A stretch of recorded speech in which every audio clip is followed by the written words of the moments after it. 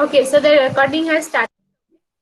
So, uh, you first tell me whether in the last class you did not understand anything or that we need to say again.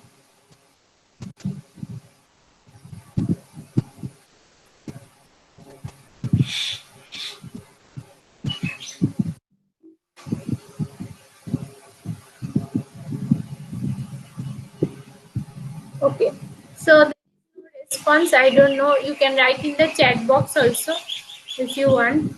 Okay, otherwise, I will just move on. And today I have planned to tell you about dictionary in Python. Okay, so let me start my presentation.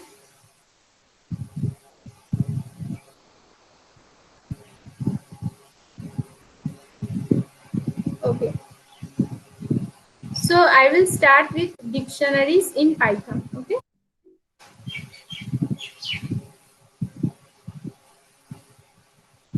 so what is a dictionary?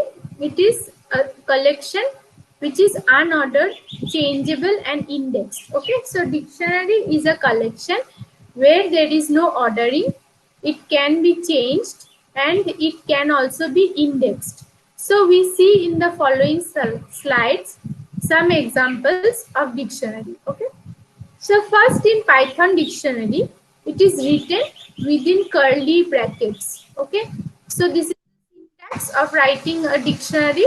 You write a dictionary within curly bracket, and they have two elements. What are they? One is the keys, another is the values. Okay, so in Python dictionaries, you write it within curly brackets. Have keys and values. Okay, two elements are there, keys and values.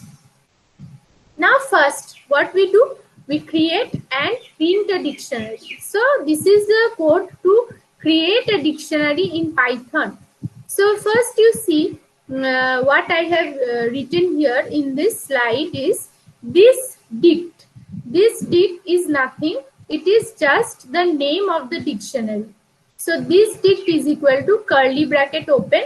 Then you write the key. So I told you two components are there. One is the key and another is the value. See, one is the key, another is the value. Okay. So in this dict, you open the curly bracket and then you write the key value within double quotes. Then you write colon. Then again within double quotes you write the value. So the key is brand and the value is Ford. Then comma, next key is model, colon, value is EcoSport. Comma, next key is year, value is 2010. Okay. So any problem up to this? Please respond. No, ma'am. No, ma'am. No, ma'am. Okay. So then I will write print this dict. Why?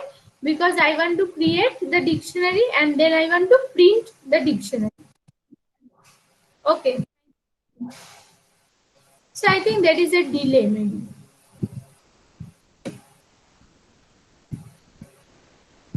Okay. So then there is print this dict. Print is a function.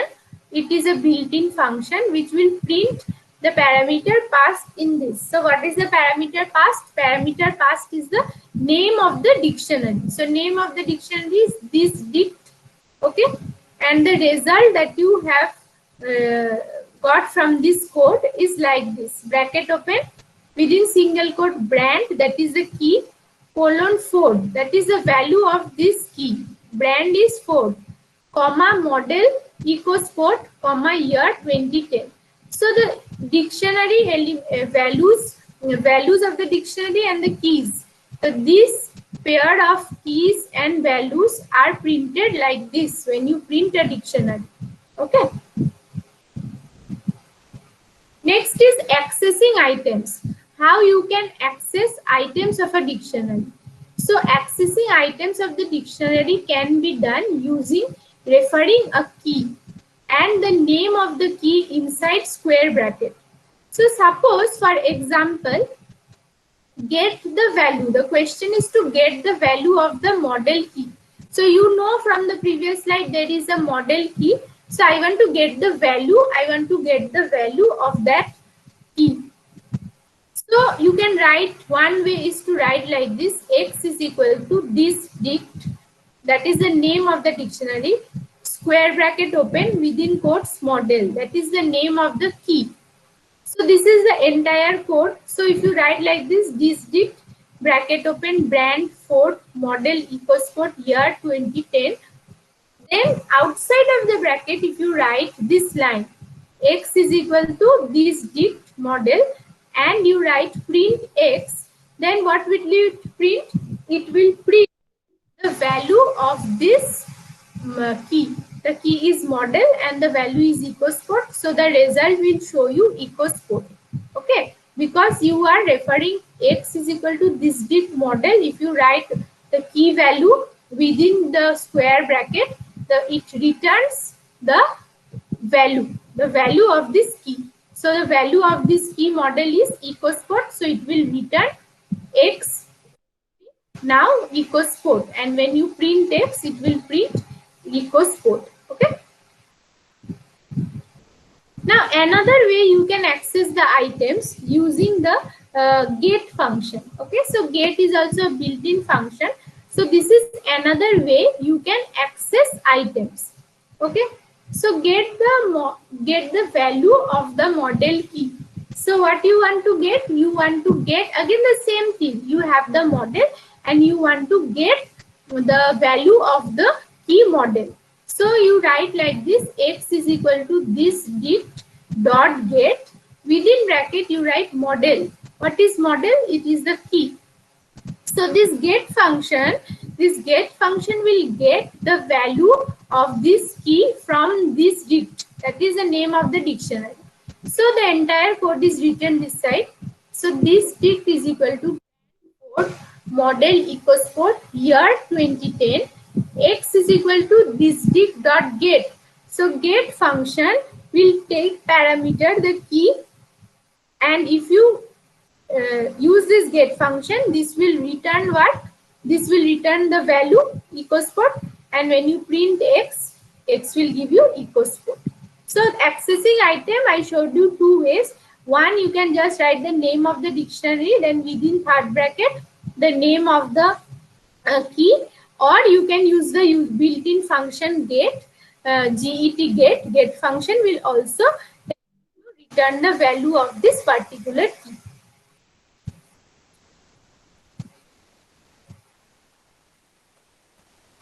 Next, you can change value.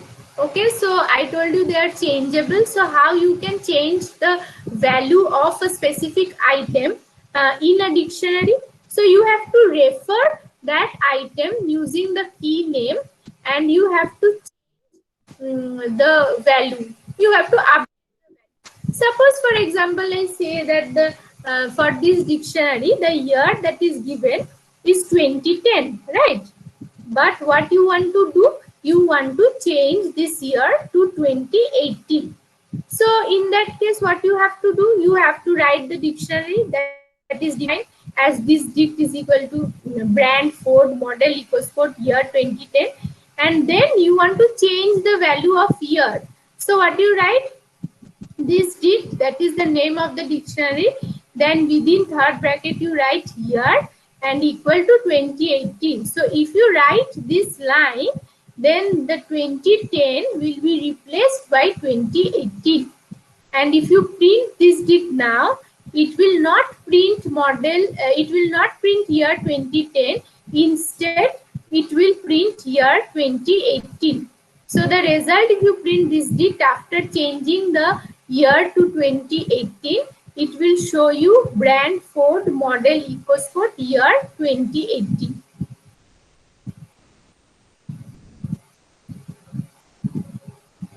So any doubt?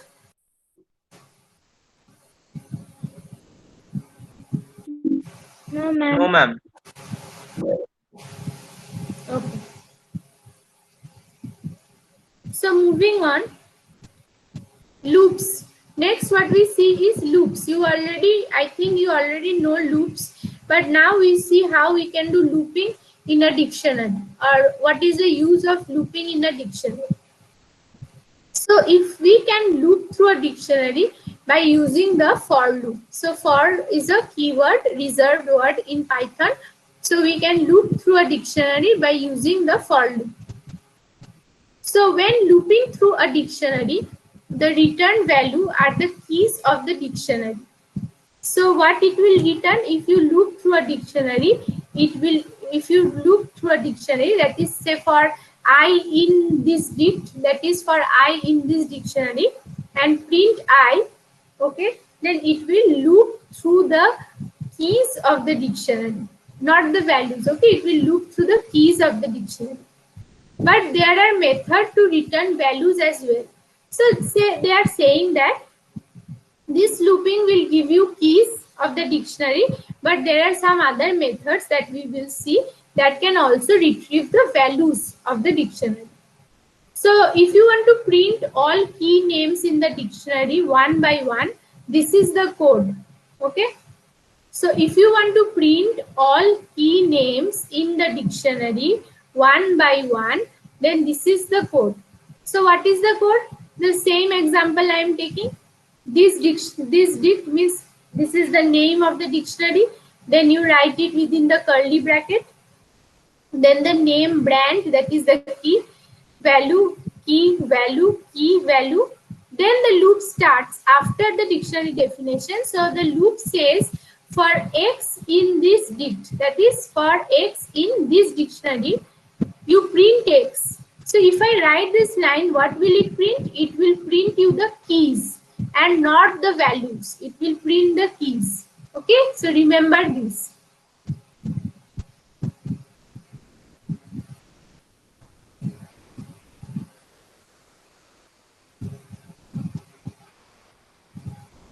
Next, now print all the values in the dictionary one by one. So here we have seen this looping, will you print the key values? Now if the question is like this, print all the values in the dictionary one by one, then what you have to do? Okay, so you have to define the dictionary. Same example I am taking so that it is easier for you to understand. So this dict is equal to curly bracket open, brand, Ford, model, EcoSport, year 2010, bracket close. Now what I want to do, what is the objective? I want to print all values in the dictionary one by one. So I write for X in this dict, that is the name of the dictionary, print this dict of X. So within the print function, print is a built-in function. If you write the parameter as name of the dictionary, third bracket open, X, that is the index. Okay, if you write this dict of X, what was X? X was giving you the key value, and if you write this dict of key value, then you know it will return to you the value of that key. So if I write like this, what is the result? So for X in this dict, the first time X is what? Brand, and print this dict of brand. So what is the value of brand? Ford. So Ford is printed. Next, for X in this dict, what is the next value of X? Model. So if I print this dict of model, then what is the value it will return? EcoSport. So EcoSport is printed. Next, what is the next X? Year. So print this dict of year, it will give you 2010. So the result will give you 2010. Okay. So the same thing, that is printing all values in the dictionary one by one, can also be done alternatively by using a built-in function values. Okay, so there is another function called values which can also return you the same thing. What is the thing to return? The values one by one. Okay, the values one by one.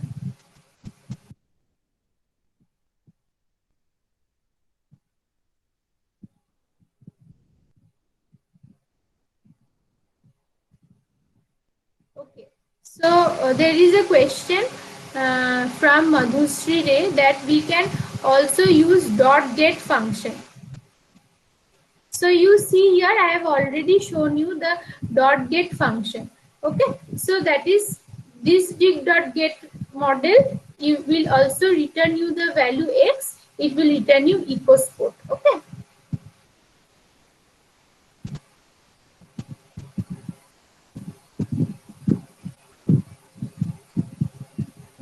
So it is an alternative. You can also write like this dict dot get model. Then if you print text, it is printing you the model ecosport. So you told that you want to do this over here.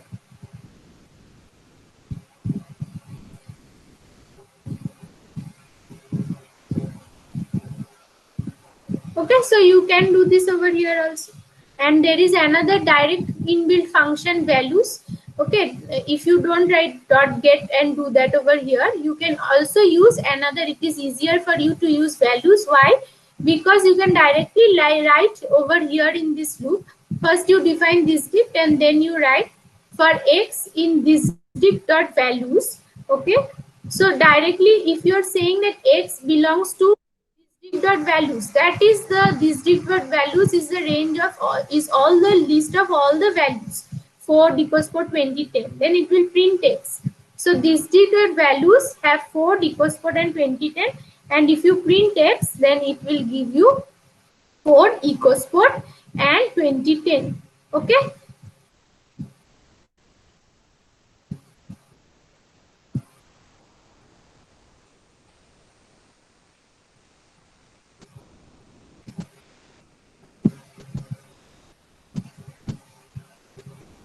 So moving on.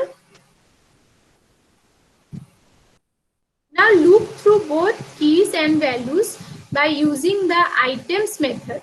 So now we see another method or function called items. Okay. So what is items?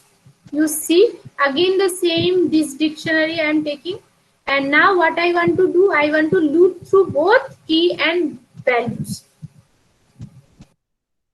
So for x, y in this dict dot items, so what is this items? It will help you to access or loop through both keys and values. Print x comma y. So if you print x comma y, what is xy? Xy in this dict dot items. So this dict means the name of the dictionary dot items. This will actually have access to the pair of key and values. So when you write like this for x comma y in this dict dot items, it is actually looping through both keys and values. And if you print x and y, x correspond to the key and y correspond to the value. Okay, so the result will be brand and Ford, that is key value pair, key value pair, key value pair. Okay.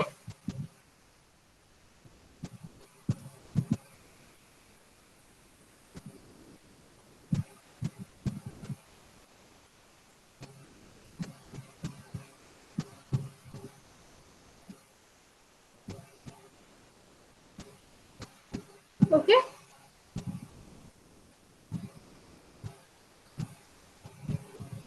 Okay, next we move on to another operator, if. Okay, if then key exists. So if we want to check whether a key exists, so to determine if a specified key is present in a dictionary, use the in keyword. So what is the keyword we have to use? In, in. So if we want to check that whether a key exists or not, then we have to use the keyword in. Okay. So what is the question? Question is check if model is present in the dictionary. So you want to check whether the keyword or the key model, okay, whether the key model is present in the dictionary. Then what you have to use? You have to use the keyword in. So this dictionary is defined like this. And next, after the dictionary is defined, when the curly bracket of this is finished, then you write if model, that is the key, in this dict, means it is checking whether the key model is present in this dictionary. Okay. Then if this is true, you give a colon after if. So if this is true, what will it print? It will print yes, model is one of the keys in this dictionary. So it is telling you what it is doing. So if model is a key in this dictionary, then it will print yes, model is one of the keys in this dictionary. So yes, the model is already a key in this dict. So the result, if you run this code, will give you yes, model is one of the keys in the dictionary. In this dictionary. Okay.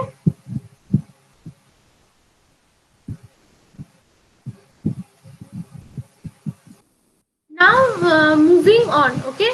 Moving on, we want to find out the length of a dictionary. So what happens if we want to find the length of the dictionary? So to determine how many items means key value pairs. Okay. To determine how many items a dictionary has, use the len function. Len is an inbuilt function to find dictionary length. Okay. So len is an inbuilt function to find out the dictionary length. Okay. Okay. Next, we print the number of items in the dictionary. We print the number of items in the dictionary. So you want to know how many items are there. What is items? The key value pair. Okay. So how many items are there in the dictionary? If you want to know, that is the key value pair. So this is the definition of the dictionary. Then you print len. What is len? Len is an inbuilt function. What is the parameter you will pass to len? Is the name of the dictionary. So len, then the name of the dictionary and bracket close. So this will give you a result 3. Number 3. Why? Because there are 3 key value pairs in this dictionary.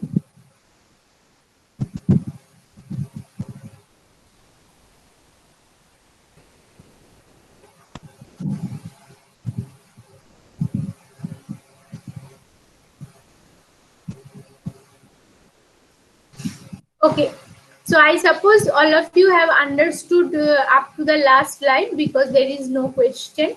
Okay, you want, you can ask any question or you can write it in the chat box.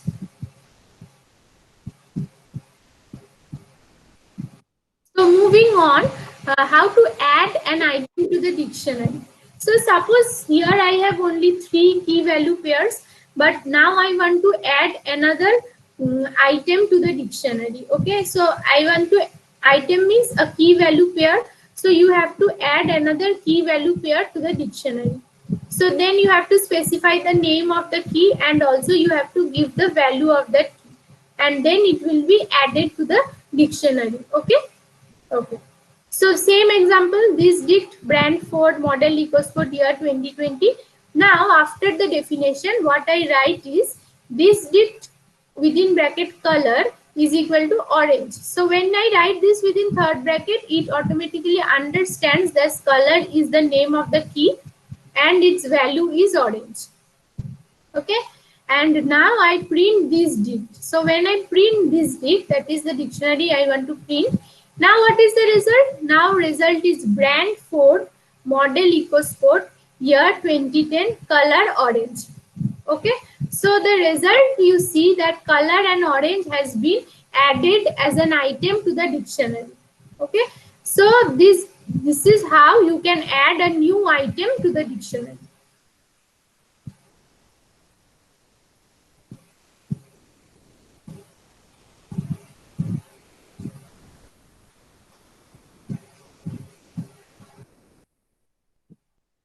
Now removing items from dictionary. Okay, so now we have seen how we can add one item to the dictionary. Now we will see how to remove items from dictionary. Okay, so there are several methods or several inbuilt functions are there how you can to remove items from the dictionary. One such method or function is pop, P-O-P, bracket open, bracket close. That is, it is a function or method that is used to remove item from with a specified key name from the dictionary. Okay, so you have this same example. Okay, so this dict brand Ford model EcoSport year 2010. Then after the definition, what you write is this dict dot pop model. So pop function will remove the key model as well as its value. Okay, so pop will remove the entire item. It will remove the key as well as its value. So if I print the dictionary now, it will show you brand Ford year 2010. So as from the result, you can see model and EcoSport is removed. The item model EcoSport, the key value pair, this is item, this is removed as you have called pop model. So pop, this key and its value will be removed when you use the pop function.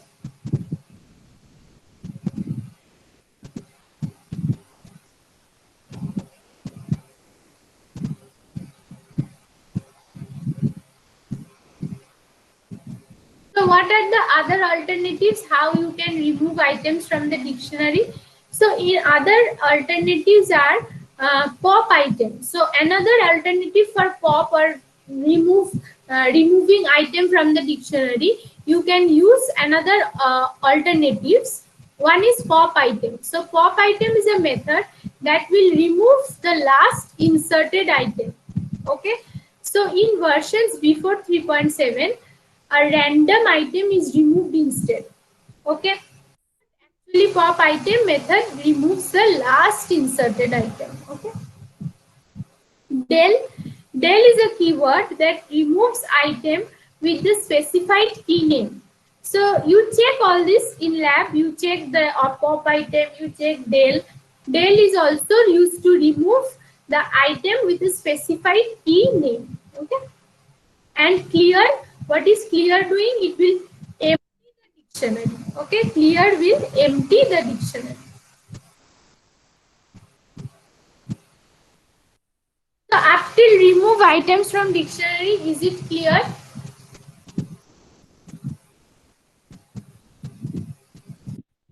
Yes, ma'am.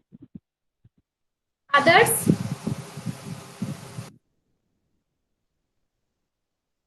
See, please respond. Otherwise, it is difficult for me to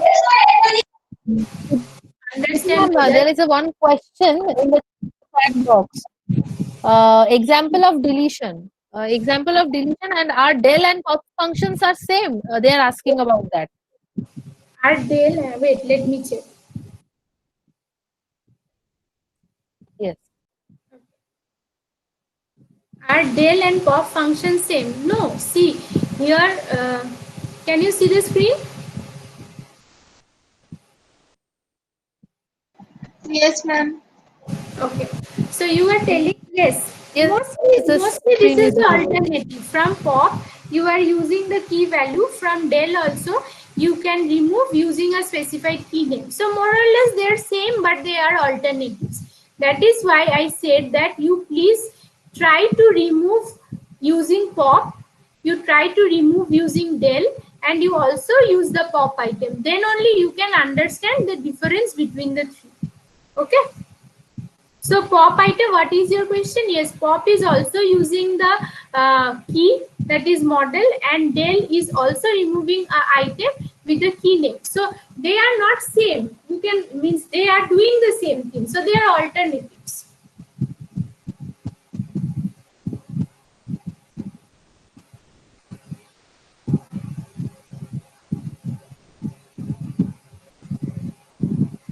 Okay. So next is copy a dictionary. Okay. So copy a dictionary. We cannot copy a dictionary simply by typing dict2 is equal to dict1. Okay, so we cannot just write equal to sign to copy one dictionary into another. Okay, because dict will automatically be a reference to dict1. So if you write like this, it will just be a reference. Okay, and changes made will automatically also be made in dict2. So the changes made in dict1 will automatically also be made in dict2. So you don't want that. So you have to use the built-in function copy. So you write the dictionary, same dictionary you write, and you write my dict. that is the name of the dictionary. Means you want to copy one dictionary, you have to give it a name. So that name is mydict. Okay, and this equal to thisdict dot copy. So mydict is the name of the dictionary which is a new dictionary, and you are copying thisdict into mydict. Understood? You are copying thisdict into mydict. So you are writing mydict, the name of the new dictionary, and what is the content? You want to copy the dictionary of thisdict. So you write mydict is equal to thisdict dot copy. So my dictionary is equal to this dictionary dot copy. Okay. So print mydict. Mydict is the name of the new or the copied dictionary. So it will print you the same thing.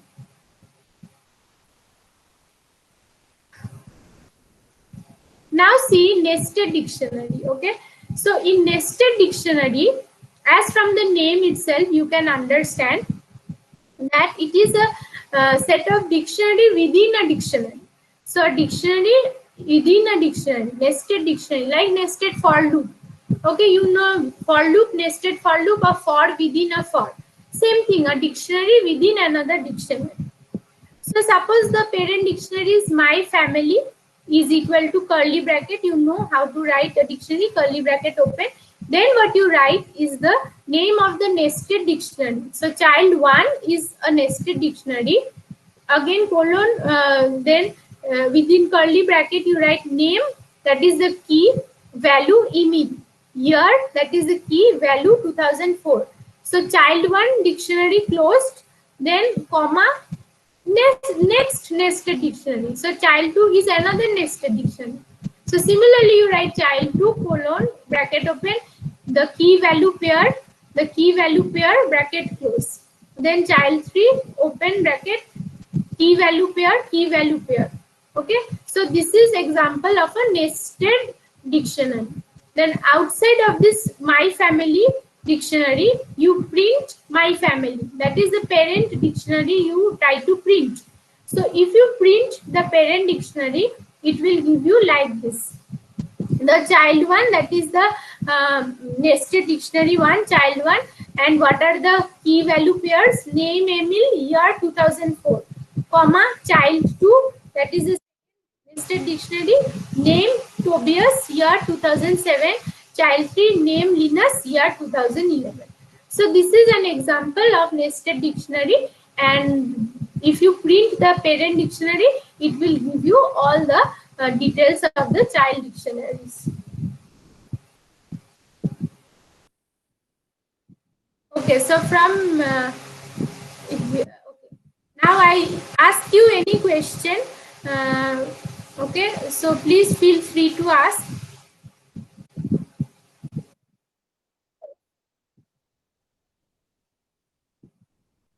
Okay, can I continue, Panchali madam? Yes, Medhasri, just give me 2-3 minutes. If they have some question, then they can ask. Okay. Okay. Otherwise, Okay. Medhasri ma'am will continue. Okay.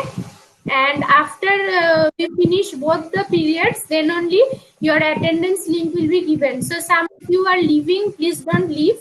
Okay. Maybe there is technical problem, you can rejoin. Okay. But you should stay. Uh, and there will be another mock exam also, I think. Yes, Medhasri? There will be another mock exam, I think. Yes, ma'am. Okay. Another mock exam. I'll just take 20 to 30 minutes at most to explain you my concepts of searching, and then we'll discuss about the exam pattern, and we'll take a short exam to make you understand how the original lab exams will happen. So maybe around 45 minutes. Okay, I guess there is no question, PDC ma'am. Okay, let's stop my presentation. Yeah, I'm just presenting now.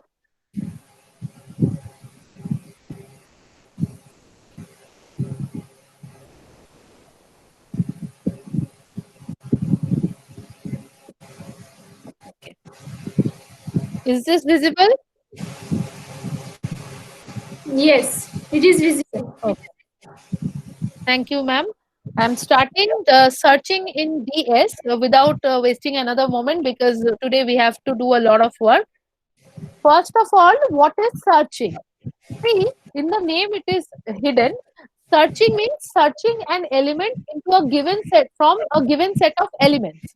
Okay, let it be an array or list of elements. In Python, we call it list.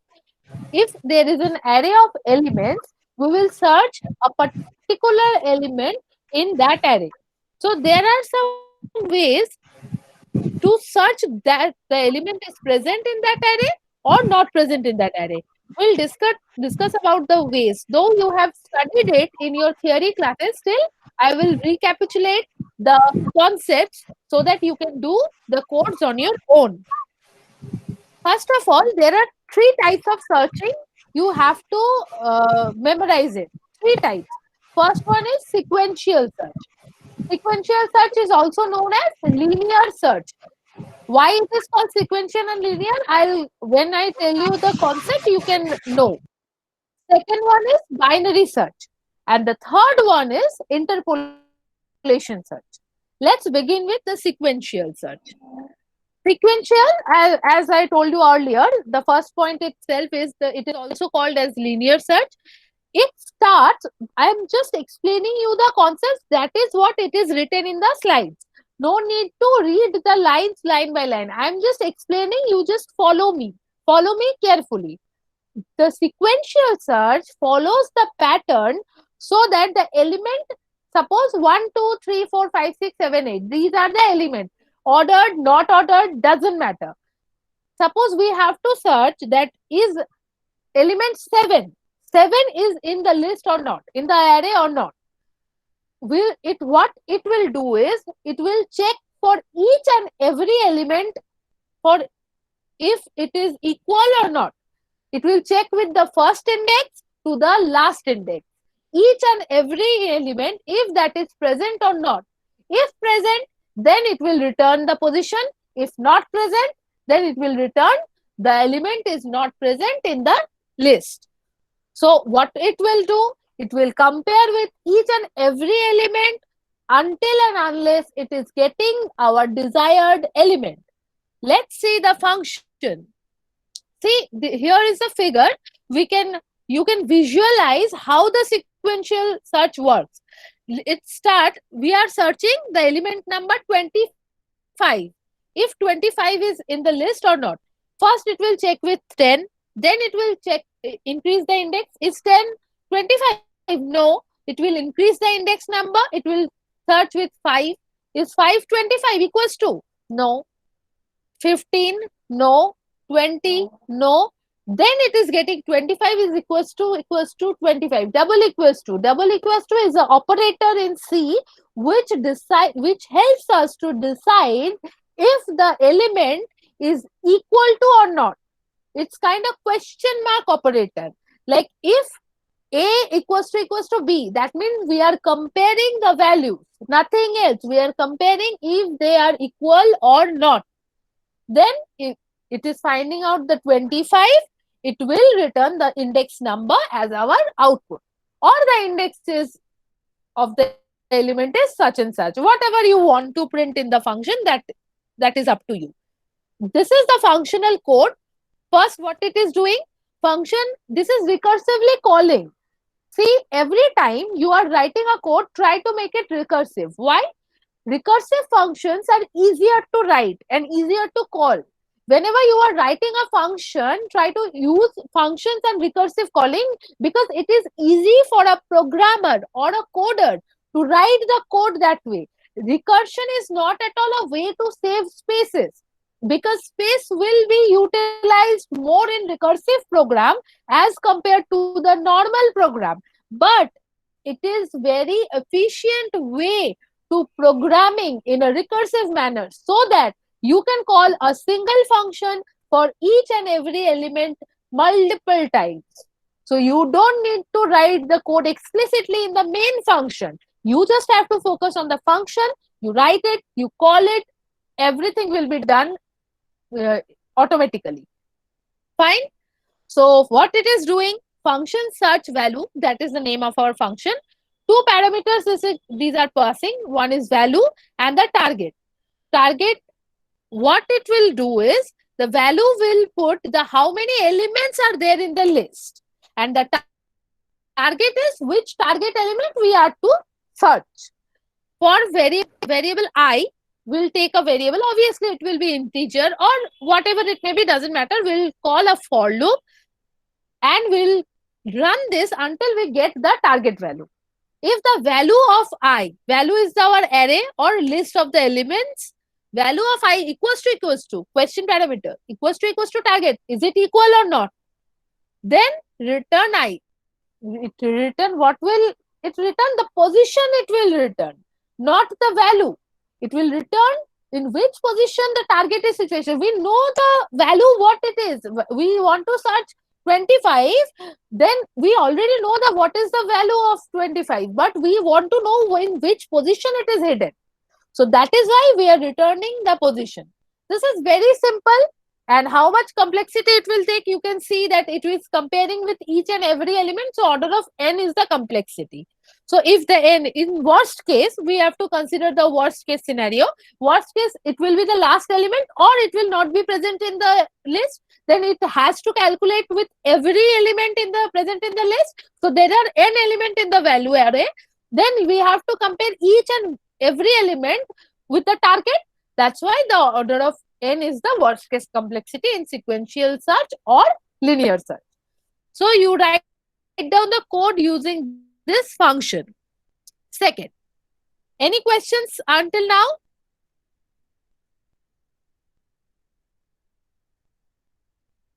Why value dot length? Number of elements in the array. Value is not the value is the array. Value is our array and value dot length is the number of elements in the array. Clear, Madhushri? Value is our array of the elements and value dot length means n. I mean the number of elements. Okay, please do ask me if there is any question. Then I'll move forward. Okay, I hope there is no question. Okay, let's move forward. We have a short time remaining. We need to conduct an exam also. So this is binary search. What it does, first of all, it is efficient, more efficient than linear search because it has the complexity of log n. Why log n? It will divide the algorithm, it will divide the array into two halves and search in one half. Why?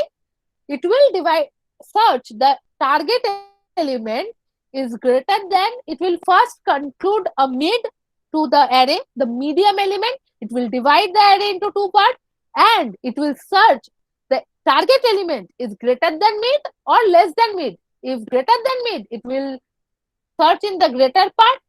If less than mid, it will search in the smaller part. So anyhow, the array is becoming shorter, in half size. Every time we are just dividing the array, it is becoming half and this is how we'll find out our element. We'll find out or not. Let's see the function, let's see this picture to understand how this works. See, this is our array set 5, 10, 15, 20, 25 and 30. First, what it does, we need to calculate the mid. How will we calculate the mid? Will beginning index plus ending index divided by 2. This is how any list of element will be calculated the mid by this only. Okay. The medium element, how can we divide the element? So one part will contain 5, 10, 15 and the other part will contain 20, 25, 30. Suppose, see here the array has been changed. Nothing is a problem. The array is containing 5, 10, 15, 20, 25, 30 and 35. And we have to search element 25 and the array is 7 element array. Now we have to calculate the mid. Beginning index is 0 and how many indexes are there? 0, 1, 2, 3, 4, 5 and 6. So 0 plus 6 divided by 3, divided by 2, it will come 3. So if that is 3, that means we'll take the floor value or seal value. Just remember, whatever you are taking, maintain that for the whole function. If we are taking it, then we are dividing 3 elements in one part and 4 elements in another part. Now we are comparing the element, target element 25 with the mid element, which is 20 right now. The 20 will be compared with 25. 25 is greater than 20. Then we have to search elements after 20. In the set of elements after 20, it will be searched. So after 20, again, it will calculate the mid. How it will calculate? Again, beginning index plus ending index divided by 2. Then it has the mid element as 30. Then 25 will be compared with 30. Is 25 greater than 30? No, it is less than 30. Then it will search in this part. This part only one element is remaining, and that is our desired element. If that is not, only one element is remaining, and that is not the element, then this element doesn't belong to this array, will be printed. So this is how, see, the number of comparisons is reducing, very much reducing. Previous example of sequential search, what we were doing, we were comparing with each and every element. But here only we are comparing with mid, and then we have to compare with which part we are deciding that. That is what we are doing. So whenever we are dividing a set of array like this, the complexity will always be order of log n. So here is the code.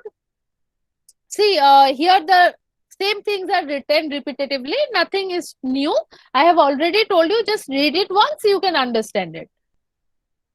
This is the function. What we have to do?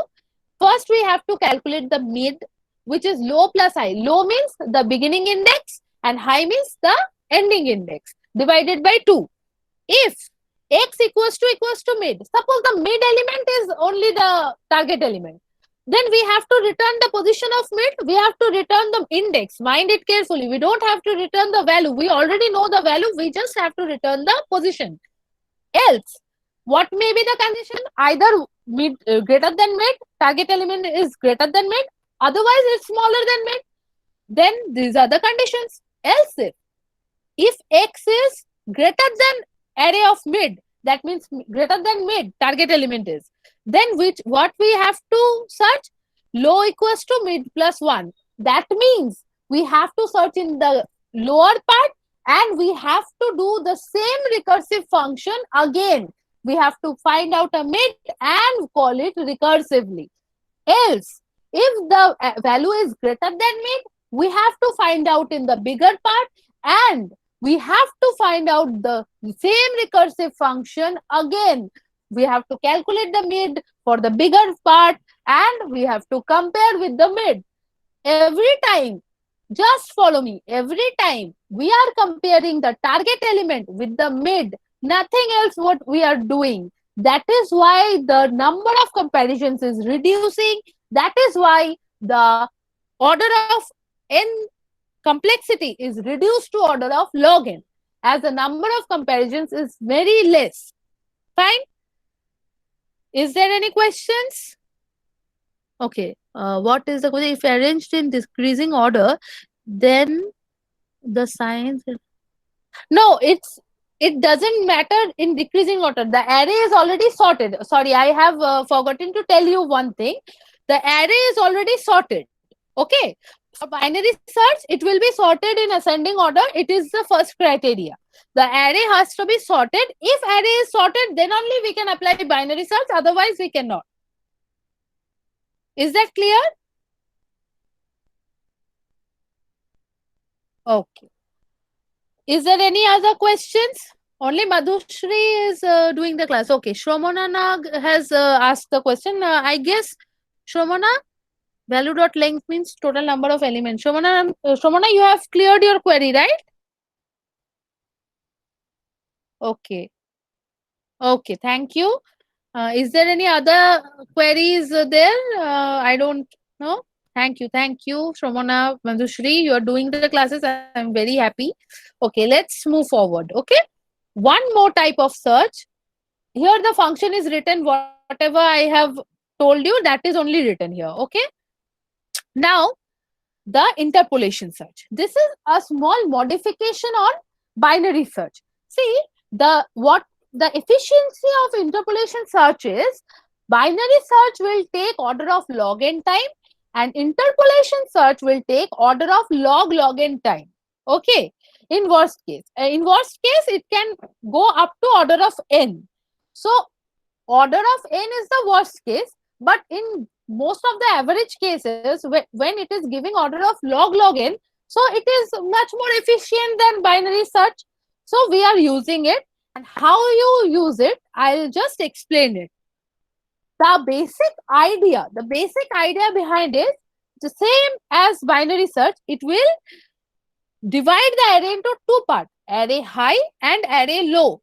And it will calculate the POS. Previously, what we were doing was calculating the mid by calculating the low plus high divided by 2.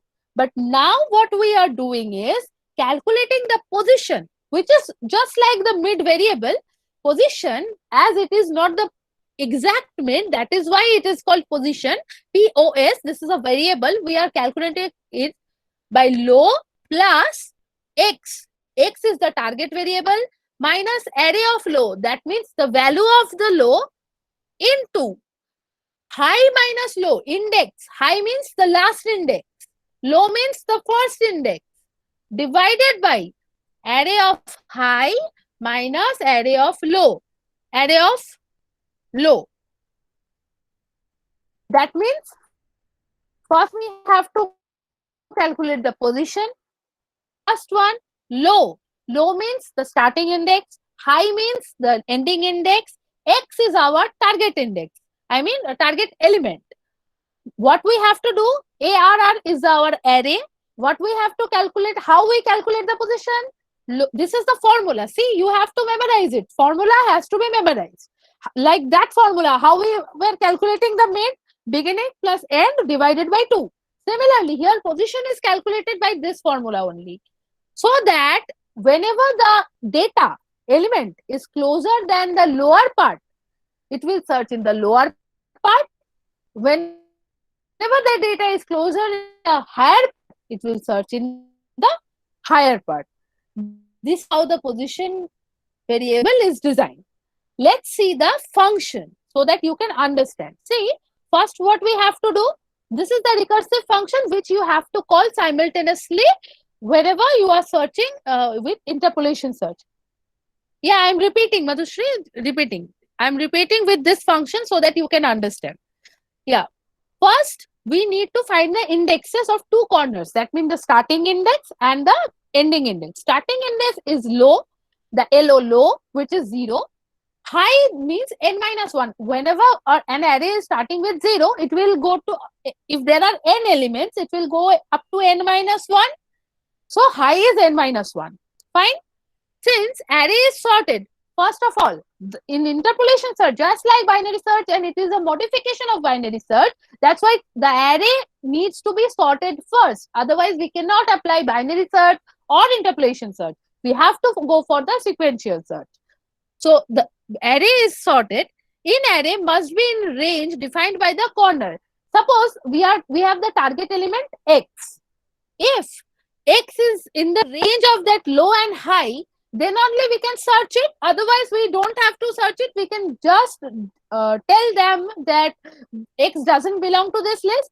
For that, what we have to do is, low is less than equals to high. Obviously, low has to be less than equals to high. Or if there is one element, then low is equals to high only. If low is less than equals to high and X, our target element, is greater than equals to array of low, that means the value is situated in low, and array is less than equals to array of high, X is less than equals to array of high, that means what it is showing is the X target variable belongs to the range of the given elements. Like low is, suppose 1, 2, 3, 4, 5, 6 is given and we have to search 4. Then we have to find out 4 is greater than 1 and less than 6, then only we can find out in a range. As this is sorted. If this is not happening, then 4 is not in the range. We don't have to search at all. We can directly put that this element doesn't belong in this list. So we have to pick the range. That is why it is doing here. If low is equal to high, that means one element is there only. And under that, if array of low, that means the value of low is equals to x. One element is there and we are just comparing if that element is our target element. Return the index. If not, return -1. That means no element is other than low. There's no element is there. So we don't need to find further. Now if this is not the scenario, now we have to calculate the position. How we calculate the position is, first we have to take the low starting index plus we have to calculate high minus low, ending index minus starting index, divided by array of high, that means the value put in the last index, the ending index, minus array of low, that means last element minus first element. First we are starting, please listen carefully, Madhushri, you can understand, and all of you, okay? All of you will understand. First of all, we are starting with low, which is the starting index. Plus, this is a formula. You have to memorize it. Okay. The formula you have to memorize. We are starting with low plus brackets is starting. This will be calculated first. How this will calculate? Ending index, which is high, minus low. Beginning index. Ending index minus beginning index divided by value in the end index, the last value minus the first value. Okay, this is done into the targeted value x. X is our targeted value minus the beginning index, and it will just be calculated with the position. Is that clear, Madhushri? This is a formula. You have to just memorize the formula. I am just explaining the formula. Okay, Madhushri has understood. Okay, no one else is questioning. Fine. Then we have to just check, as it was like binary search. If the array of position is equals to s, we have calculated the position. Position is the index. If the position value, the value staying in the position is equal to x, return the position. Fine. If larger, if greater, what will we do? Position will set the same, will call the same function by setting low equals to position plus 1. That means when the value is greater than position, after calculating the position, we have to search in the greater part.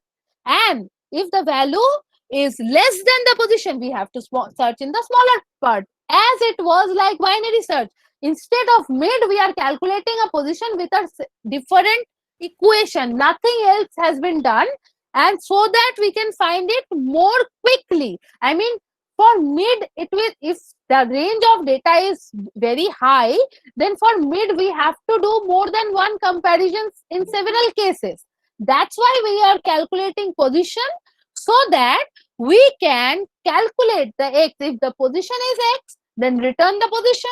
If it is greater than x, return the low equals to position plus 1. The second part will be, the greater part will be calculated by the same function, and the smaller part will be calculated when the target value is less than position. So same function will be called repetitively to find out how interpolation search exists.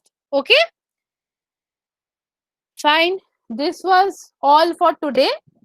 Now I will be sharing with you. Is there any question? Anyone?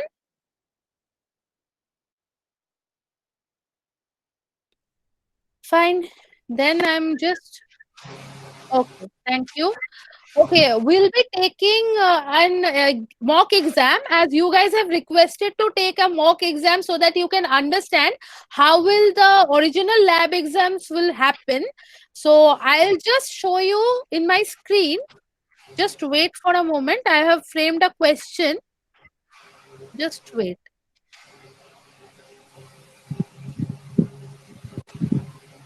Uh, yeah, if this is visible, please tell me. Yeah, is okay. Then this is the question. See, write down a C program. This is the question over here. This is the question. This is write down a C program to find out the largest element in an array of 15 elements. The inputs are given already, and what you have to do is just write down the program, insert these elements in that array, and just take the screenshots of the output and put it in the put with the code and the screenshot of the input output in the PDF file or doc file, whatever it is convenient to you, and make a file so that you can upload. The link will be given in the chat box after 40 minutes. Okay, you have 40 minutes to complete this. And Panchali madam, please instruct them what else they have to do. So you preferably you do not use online compilers, okay? So we assume that all of you have compilers of Python and C installed in your machine, okay? So for the exam day, you make sure you're not doing using the mobiles, but use the laptops. So it will be better if you use the laptops, obviously, and it will be better if you don't use online compilers to compile your programs, okay? And during the exam day, this is important, you have to share your screen with us to show that you have run the program and the output is coming, and you have to share the screen. So you have to first write the code, run the code and share with us, so that we can mark that whether the programs given to you have been completed successfully. So better to install both a C and Python platform in your machine. Okay. No, you cannot use online compiler. That is a means preferably no. If you can install Jupyter or any other Python compiler or any other C program compiler, you can please install it. You have time, you please arrange for a laptop. I heard from some students, yes, for today it is allowed, no problem for today. So, but for any other means for the exam day, please don't use mobile phones. Okay, please use laptops and please use compilers that are already installed in your machine. For today, you because it was not known to you, so for today you are allowed. But from the next day, you please from the lab exam, for the lab exam, you please arrange for a laptop and please install Python as well as C compilers, because 4 programs will be given to you. 2 it will be written that you have to use Python, and for 2 it will be written that you have to use C. So you need both C programming platform and Python program platform. So it is better that you have a laptop and you have installed both of them. Okay. And Jupyter Notebook is online, true. But you can use Python 3.7 itself and by Anaconda itself. In Anaconda, there is a provision of using Spider. In Spider, you can do the Python coding as well. And Python 3.7 itself a compiler, so you can use that. And yes, DevCpp is totally okay for C programming. And one more thing I would like to tell you, today we are giving you only 40 minutes for one program. In the original exam, maybe it will have 2 hours, I guess. Yes, Panchali madam? I am also not sure about the timing, Okay, but let it be. maybe 45 minutes also can be there, because Okay. Viva will also take your Viva also. Yeah, yeah. In the main exam, Viva will be there. You have to share your number one point. You have to share your screen and show us the output and whatever input we are telling you to show. And number 2 is Viva will take place after the exam, after you once you submit it. And number 3 is, yeah, you have 3 hours, I guess, 3 hours for codes. And right now, this is a simple code of array. That's why we are giving you 40 minutes to complete it. Once the 40 minutes has been completed, I'll give you the link of the quiz, and then you can submit your assignments there. And Panchali ma'am, do we need to give them new assignments on today's class, or let it be? Since today we are having mock exam, so we are not giving you the assignment, but for the next class you have to do the assignment for both today and the next day. Okay. Okay. As per instruction of Panchali madam, yeah, you have to submit the screenshots and with the code, along with the code. Submit the code and along with the screenshots of input and output. Does anyone have any? Medhasri ma'am, maybe today they only give the screenshot of the output. Okay, fine. Then only submit the screenshot. Only submit. I'm just writing in the chat box. Only submit the screenshots. Yeah, 15 elements you have to take user input. Okay, 15 elements by taking, already it is given, you don't take as like element inserted like that, use a for loop, otherwise it won't be a efficient coding, right? Just take user input. Take user input. Take user input and show us only the output. Screenshots will be in the files. Let it be doc file or PDF file. Just no, ma'am. I'm saying the length will also be user. No, length you can take earlier. No issue with that. Length you can take predefined. No problem with that. Okay. Is there any other question you may ask? We are here. Yeah, you don't need to submit the code right now, but in original exam you have to submit it. Keep that in mind. This is a mock exam. You have requested for one. That's why we are conducting this. So today you don't need to submit the codes, but you have to submit it in the original exam. Today you just submit the screenshot in a doc file or PDF file of the output. Only screenshot. And I'll be giving you the link of the submission after 40 minutes.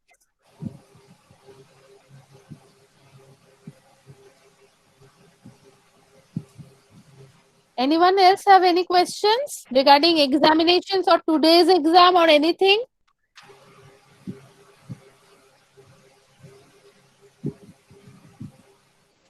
Okay, then start coding. We are here. If someone is facing any problem, please ask us. We are here only. Okay, Panchali ma'am, I'm muting myself as they are just doing it. Okay, thank If you, you have ma'am. any problem, students, you please ask. We are here. Okay.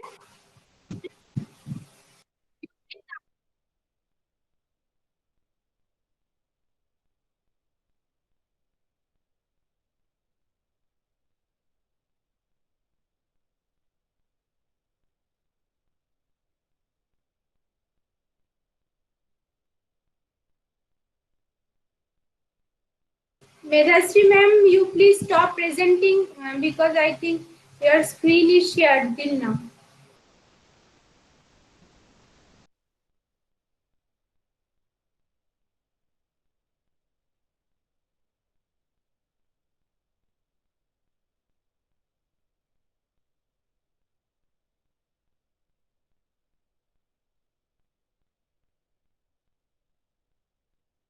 It's done, madam.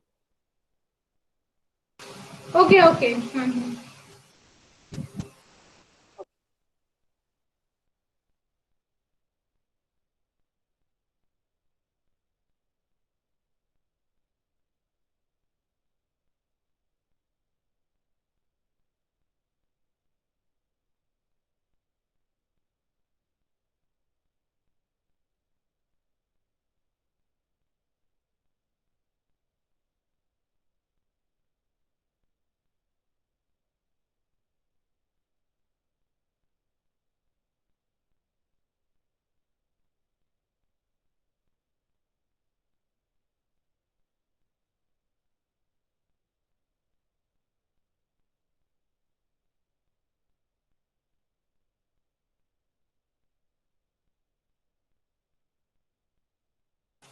You have to submit the PDF file in a Google form.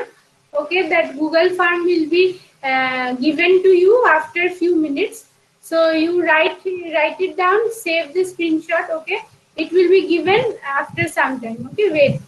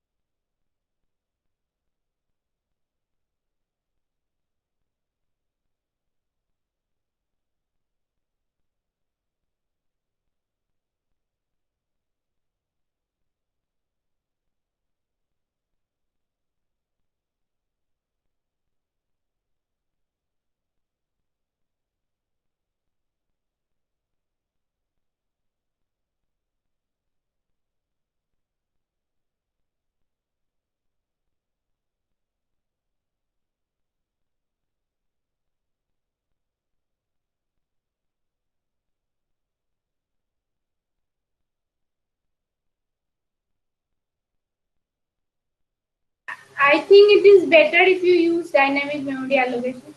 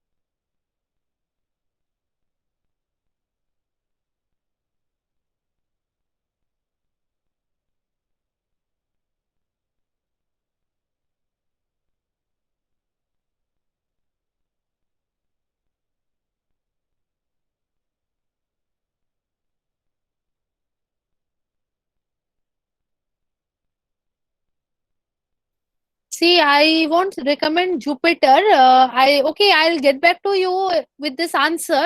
Which Python compiler you have to use in exam? Okay. No online compiler. You have to use Dev C++ for C programming, and for Python, I'll just get back to you once I know take the information from the seniors.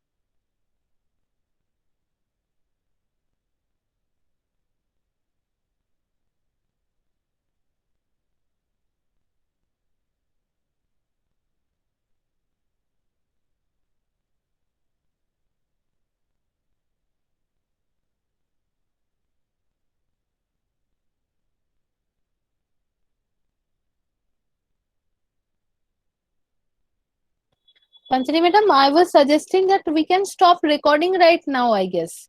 I mean, no new thing is being taught, so Okay, yes, right. I will then stop recording, right? yeah.